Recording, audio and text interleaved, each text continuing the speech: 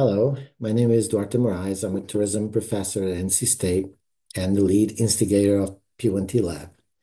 I usually focus my research and my extension work on supporting small businesses and destinations in North Carolina and beyond. And as a result of some dramatic floods in Western North Carolina from Hurricane Helene, I've decided that I really needed to investigate scholarship on how destinations can best recover from disasters so that I can be hopefully of some service to the destinations and to the farmers and creatives and small tourism Main Street businesses from Western North Carolina. So here are a few thoughts that I hope that you find helpful. The first point is that we should think about these three phases: the immediate response to the disaster, a process of gradual recovery from the disaster, and then a follow-up where destinations reflect on their vulnerabilities and think about policy and processes that they can implement to be more ready for the disasters to come. There's a few highlights of the roles that destinations can have in all of these processes. In terms of the immediate response, the first thing that destination management organizations need to step up to do is to be clearing houses for information. They need to collaborate with local authorities and maybe federal authorities to see which areas are safe, if the water is safe, etc., if it's allowed to travel to the area or not. And then they need to create very engaging communication strategies to let the public, let visitors, let tourism businesses know how how the communities are reacting, and to what extent are they safe, and how the rescues are proceeding. Another key aspect in terms of communication for DMOs is that they must engage proactively with the media.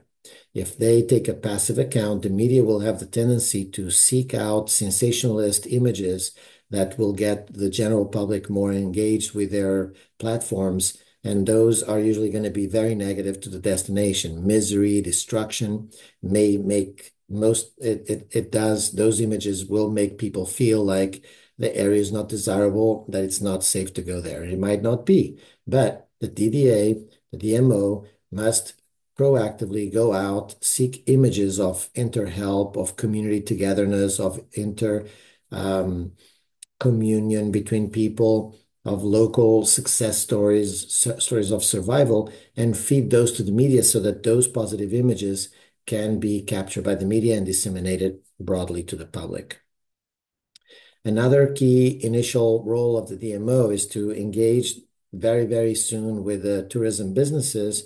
They can actually give them mini grants from their occupancy tax funds so that they have some funding to avoid the worst impacts of the disaster, and give them a little breathing room to adjust and to see how they pivot for the recovery period. As it moves down to the recovery period, the DMOs need to begin early on engaging with the community, creating a community advisory council to hear their concerns, to hear how they feel about tourism, to hear how they would like tourism to be reborn in a better way. Seldom tourism is considered perfect by host communities. So since we're talking about rebuilding better, recovering and rebuilding better, then let's make sure that lots of voices from the community are involved in shaping that direction. With that information and the input of all the local residents and the tourism stakeholders, the TDA then needs to very carefully design a new marketing strategy, a new brand, and that brand, according to previous cases, needs to include this notion of recovering, pulling together. The community is resilient and united and was able to pull together from adversity. This is a thought or a feeling that a lot of people, that human beings appreciate. Tourists are fascinated with this kind of idea, and I'll share with you some details in a minute about how some destinations have addressed this opportunity, essentially. And then once as the destination is developing, the TDA needs to kind of tackle on a new activity that consists of making itself ready for the future, doing some consulting or working with consultants to look at which vulnerabilities led them to these crises. Certainly, the factor was mostly external, in most cases, but what were the vulnerabilities in the community that made them suffer so much from that disaster? And then create a plan and a communications plan and have a committee and kind of be ready for when something dramatic like that happens again.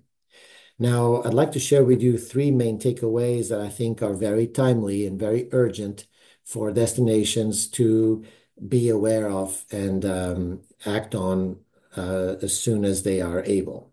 The first one is I found that it's important for destinations to, as soon as they are able, as they themselves, the members of the team, feel like they've guaranteed their survival and their safety, then it's time to begin actively seeking out ideas and narratives about how the community is pulling together and helping each other, and that they are going to aim for a better future together. These images can then be used to feed into the marketing strategy. The one example I wanted to share with you that I've read a lot about in the tourism scholarship is the Hurricane Katrina recovery, in New Orleans. As you can see there, and from a tourism researcher, there's this understanding that tourists are fascinated with the dark, with disasters and suffering, but they're even more so with how communities survive. And so in New Orleans, they have used public art and storytelling through tours and murals to tell this story. And to this day, even though many years have gone since Hurricane Katrina brought destruction to New Orleans, there are still tours being sold. So tourists are going there to have fun, the hedonistic fun of New Orleans, but many of them also are doing tours, learning about local suffering and local help and local aspirations. So this is something that maybe like murals and public art should be part of the rebuilding process, and the local guides and local storytellers and local businesses should be the ones, end up being the ones telling this story again and again and again. Another thing that I've read that I've found that it's very critical to the speedy recovery is the creation of temporary service-scapes that allow tourists to come to that disaster area into a safe front door, front lobby section of the destination where businesses that were displaced can find a rental place or maybe free subsidized space for them for the time being while the disaster area is being rebuilt and made safe again and made beautiful again. And those areas are to be destroyed or dismantled after a while when the destination gets better. What the alternative to this and what's been observed is that when destinations have a lot of destruction, when they rebuild, they need to rebuild in a more resilient and more sustainable way. That requires planning, and so that delays things a lot. And if a lot of delay is allowed, then the local businesses can't survive. They close down and they move to other places, and people that worked in those businesses move to other places. So that would be then slowing down the destination recovery, because when it's ready to open, it'll take a long time to attract businesses again. They will likely be totally new and coming in very fast. And so they're not going to be those unique local places that made the destination special. I picked this image for you because I believe that potentially in Western North Carolina, these temporary service scapes could be tiny house villages of sorts with food trucks and tiny homes where craftspeople can be located, art galleries can be located, and in places near the most affected areas so that visitors can come there and interact with the businesses, hear stories, look at art, and have that area activated. And the destination management organizations not only should work to idealize this and create them and find funds for them, but they should then have a marketing strategy to encourage visitors to come to these temporary service scapes to spend money, support, and learn about what things happened. The success case that I want to share with you is from Christchurch. They had a big earthquake that kept that red zone in the historic tourism center inaccessible to tourists for I think 2 years. And so they built a shipping container village where there were restaurants and artists and retail shops from the area that was now inaccessible to visitors. And this in itself became an attraction. It helped those businesses survive. Once the downtown area was open again, they were able to vacate this area. These container ships were removed, and now there's something else in that place. So something for destinations to consider, these kind of pop-up temporary places.